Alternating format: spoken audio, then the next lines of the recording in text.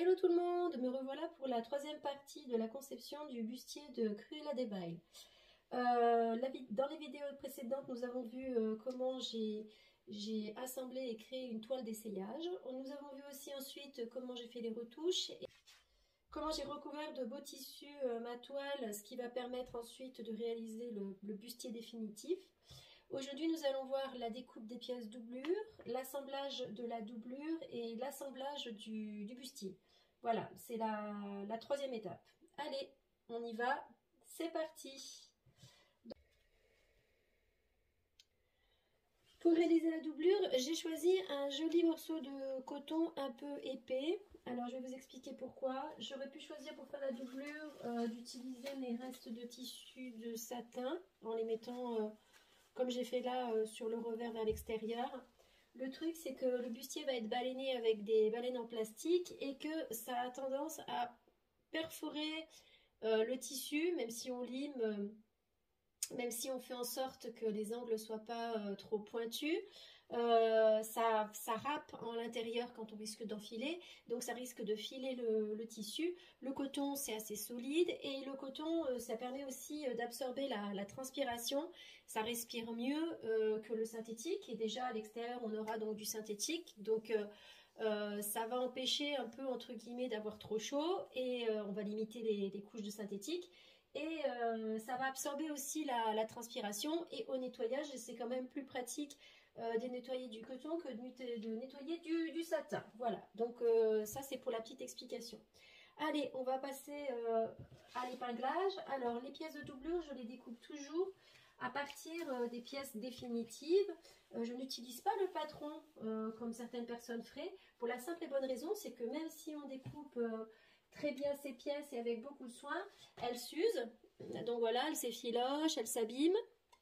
Il peut y avoir des petites marges d'erreur de 1 ou 2 mm. Il peut y avoir des défauts de découpe. Et en fait, en découpant la doublure à partir des pièces définitives, on va copier ces défauts. On va copier le manque de marge ou les choses comme ça. Et quand on va assembler la doublure, elle sera quasi identique aux pièces extérieures. Ce qui va faciliter en fait l'assemblage et limiter les erreurs doublure toile externe. Donc du coup, je vais épingler mes pièces définitives comme j'ai fait quand j'ai fait ma triplure. Donc quand j'ai cousu mon tissu externe sur ma toile, bien à plat, je vais répéter exactement les mêmes étapes, grosso modo, hein. C'est-à-dire épinglage sans la couture, entre, découpage, repassage encore une fois. Et surtout, je ne vais pas mélanger mes pièces. Je vais vraiment essayer de les conserver épinglées les unes avec les autres pour ne pas m'emmêler les pinceaux ensuite quand je vais assembler la doublure. En gros, je vais monter le corsage et la doublure en simultané.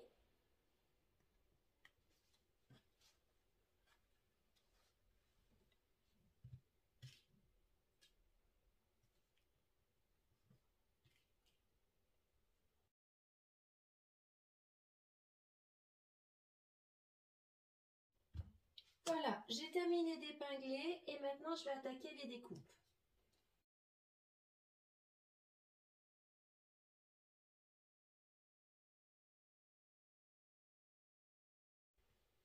Et voilà, j'ai terminé de découper toutes mes pièces. Maintenant, il faut que j'enlève toutes les épingles, sauf une, comme je vous l'ai dit, pour garder la doublure solidaire avec la pièce, pour bien me souvenir quelle doublure, quelle partie va avec quoi. Voilà, j'ai terminé d'enlever toutes mes épingles, sauf une, comme je vous ai expliqué. Et comme on travaille en simultané sur la doublure et sur le montage du bustier, je vais commencer par faire les pinces poitrine que j'avais épinglées, juste épinglées, hein, que je n'avais pas cousu, sinon je n'aurais pas pu couper mes pièces doublure. Donc maintenant, je vais faire les pinces sur les 4 pièces.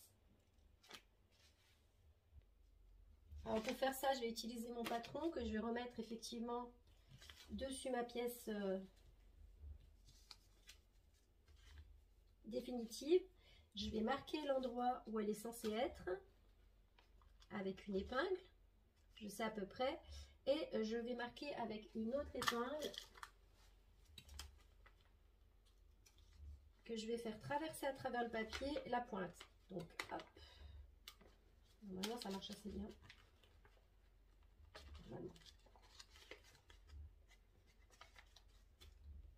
Voilà. Je savais que c'était là. Et là, la pince, elle doit être ici. Donc, hop. Je regarde, j'aligne.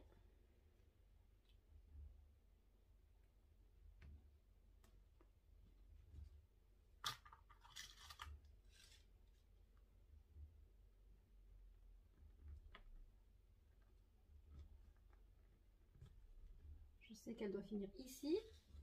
J'enlève. Je fais la même chose avec la doublure, mais attention, la doublure c'est à l'inverse, donc ça veut dire que je fais de l'autre côté la pince.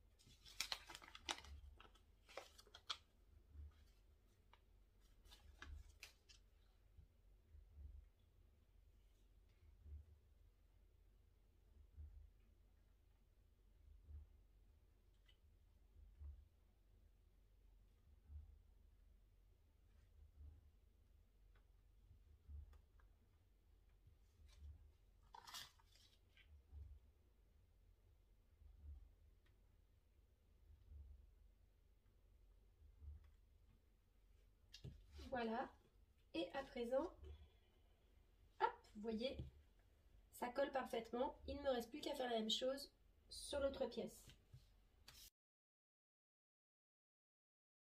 Et voici. Il ne me reste plus qu'à les coudre.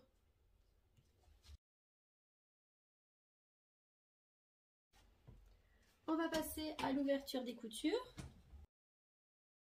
Alors la suite, c'est de placer les pièces dans l'ordre dans lequel on va les monter pour ne pas se tromper. À cette étape, si vous n'êtes pas sûr, vous pouvez utiliser votre patron ou vous pouvez aussi indiquer sur les pièces quelle pièce va où, dans quel ordre, avec un petit stylo à l'intérieur. De toute façon, ça ne se verra pas puisqu'on va mettre la doublure. Donc on y va, je ne me souviens plus parce que c'était mercredi. Donc ça c'est le côté dos, je ne me rappelle plus, je crois que c'est dans ce sens-là. Le côté devant et le dos. Bon, ça c'est bien fait. Donc on va placer les pièces dessus. Donc hop, le centre. C'est pas celui-ci, c'est pas celui-ci. Ça c'est le dos. Non. J'aurais dû noter, hein.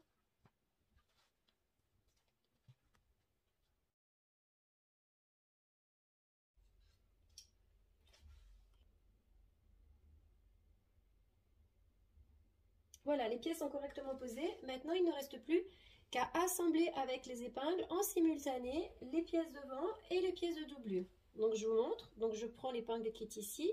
Je sais que celle-ci, elle va là. Donc, je vais mettre une petite épingle ici. Voilà. Et je sais que la doublure, c'est la même chose, mais dans le sens inverse.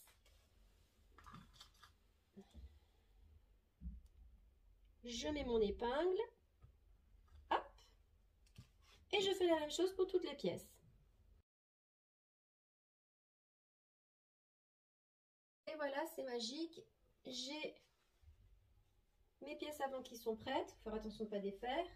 Et mes pièces de doublure qui sont prêtes aussi. Donc, et en symétrie parfaite par rapport à mes pièces extérieures. À ce stade, on va définir où est-ce qu'on va mettre les couloirs à baleine. Soit on les met sur le tissu externe, ça sera visible, soit on les met sur la doublure et ça sera invisible.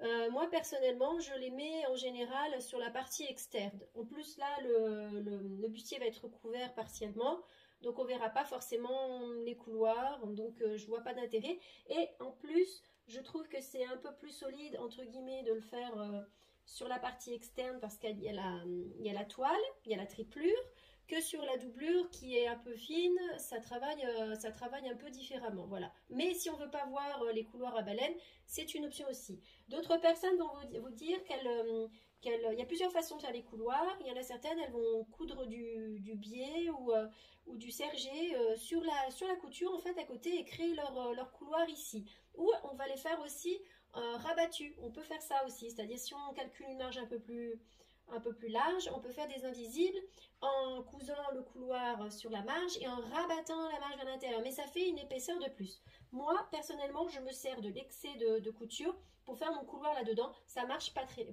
si mal en fait, ça marche même très bien.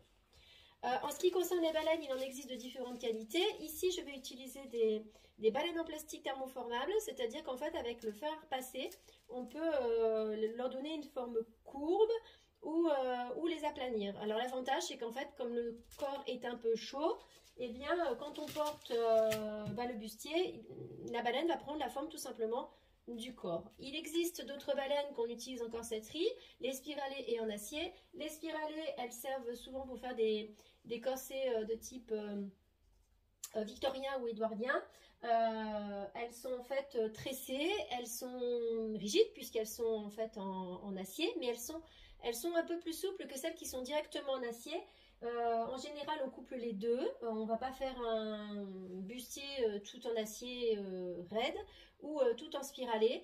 Elles ont différentes qualités qu'on peut utiliser sur les bustiers. Avant, j'utilisais ça pour les bustiers, les corsets. Le problème, c'est que c'est très lourd quand on le porte. Et j'apprécie vraiment le fait que ces baleines-là, elles soient très souples et légères. Et finalement, sur des corsets ou des bustiers qui ne nécessitent pas forcément beaucoup de restrictions de taille, elles fonctionnent très très bien. Donc c'est celle-ci que je vous conseillerais quand vous voulez faire un petit corsage, un petit bustier ou un petit corset simple sur une robe, je sais pas, Renaissance ou voilà, c'est celle-ci qu'on va utiliser plutôt que des spiralés. L'autre inconvénient des spiralés et des aciers, c'est qu'en fait on ne peut absolument pas nettoyer entre guillemets le bustier ou le corset à grande eau, c'est pas possible, ça rouille. Donc voilà, ça risque d'abîmer tout simplement le corset.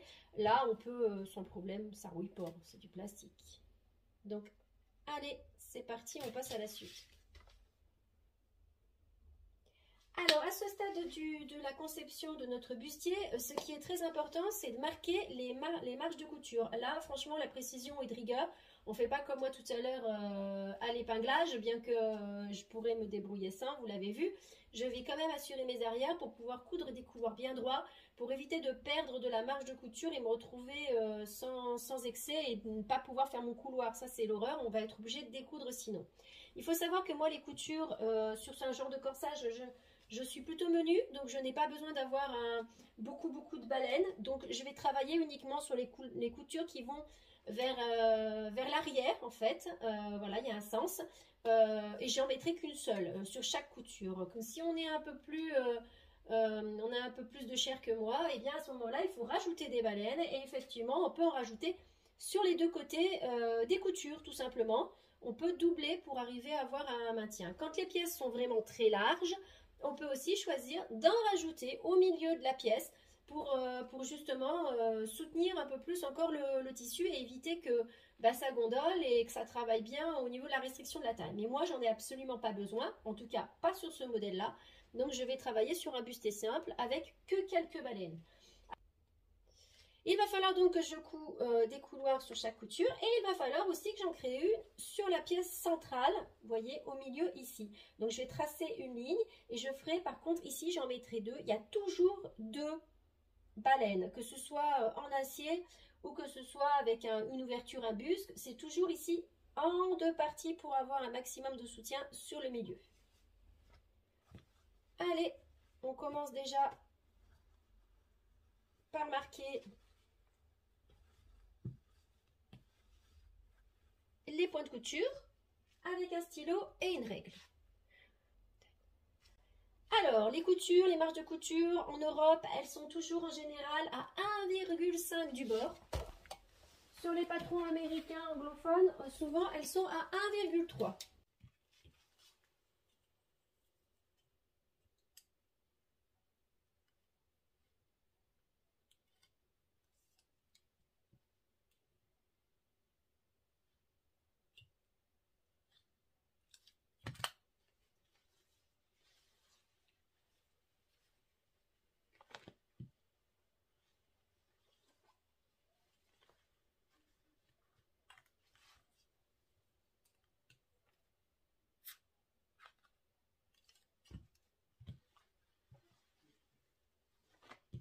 On va tracer une couture au centre pour indiquer l'endroit où on va coudre le centre des deux baleines centrales.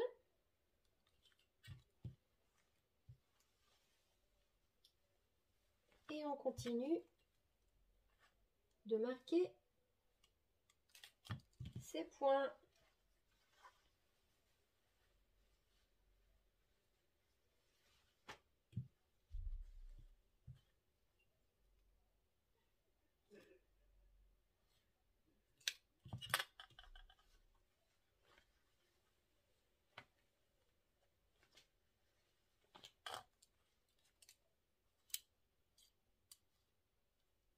Il ne reste plus qu'à refaire la même chose sur notre doublure.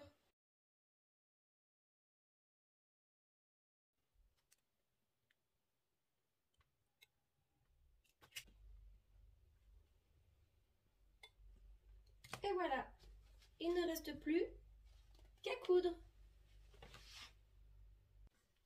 Maintenant que nous avons marqué nos points, il ne reste plus qu'à coudre le tout en suivant les petits points guide couture.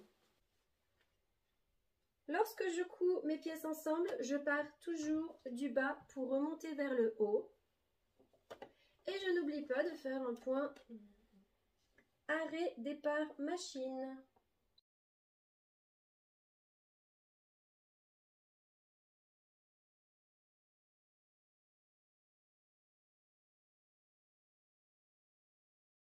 On a terminé avec le bustier, on peut faire la même chose avec la doublure.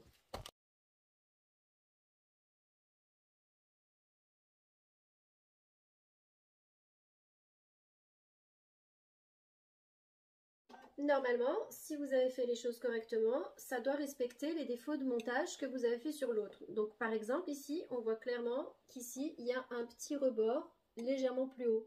Ce rebord-là, si j'ai monté correctement ma doublure, il va se reporter ici. Et on le voit très clairement là. Voilà. Donc ça veut dire que quand je vais assembler ma doublure, j'aurai ce petit décalage qui n'en sera pas un finalement puisque je pourrai corriger en simultané la doublure et la tissu externe, chose que j'aurais pas pu faire si effectivement j'avais fait une doublure pas à l'identique.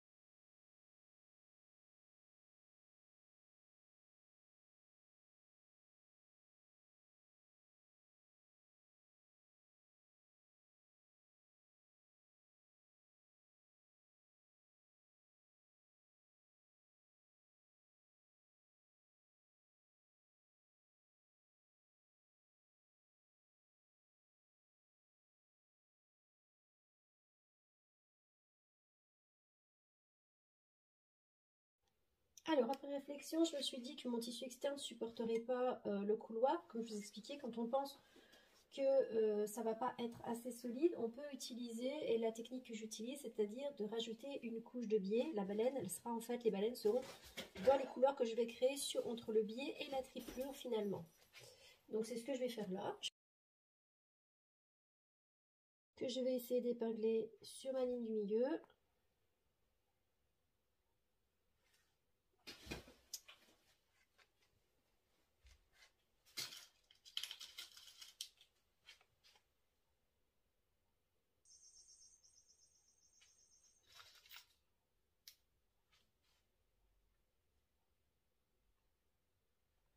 Donc je vais épingler mon biais bien au centre.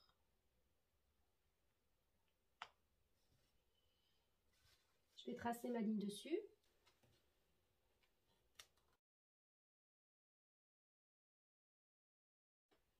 Et je vais coudre mes couloirs sur le biais. Mes baleines mesurant 5 mm de largeur, je vais tenter de faire des couloirs de 8 mm parce qu'il faut compter l'épaisseur si on veut pouvoir glisser la baleine dedans.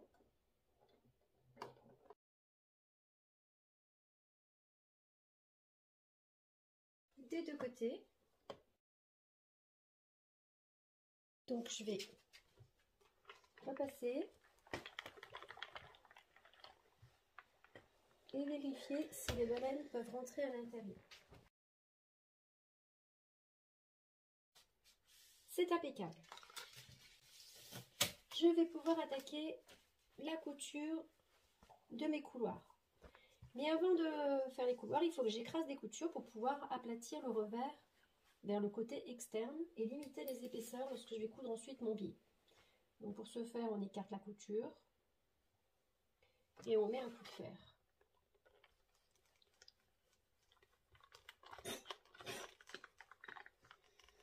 Et on répète cette opération sur toutes les coutures.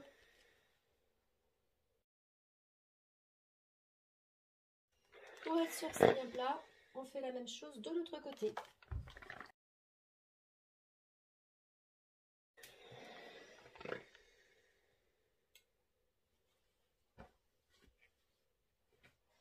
C'est dans ce surplus de couture qu'on va tracer les couloirs, comme je l'ai expliqué précédemment dans la vidéo. Cette étape, écarter les coutures, on va la faire aussi sur la doublure.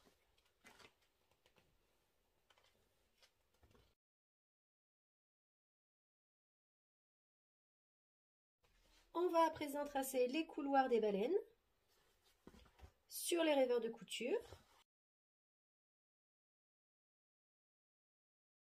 Ce qui donne en fait ceci. On va mettre un petit coup de fer pour enlever un petit peu les gondoles. Je vous montre l'intérieur. Voilà.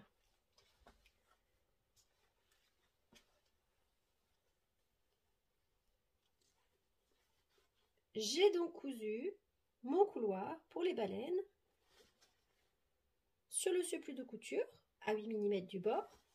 Et c'est toujours une couture qui se trouve après la couture et pas avant. Donc de ce côté, ça va être côté gauche et de l'autre côté, ça va être côté droit. Puisqu'on travaille toujours de façon symétrique. Avant de monter ma doublure, je vais m'attaquer au montage des goussets, poitrine.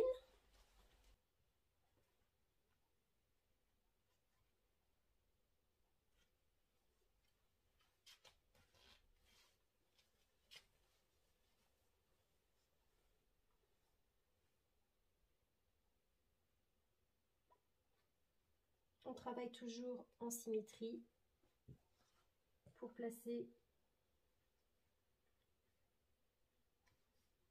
sa pièce de doublure correctement. Donc j'épingle.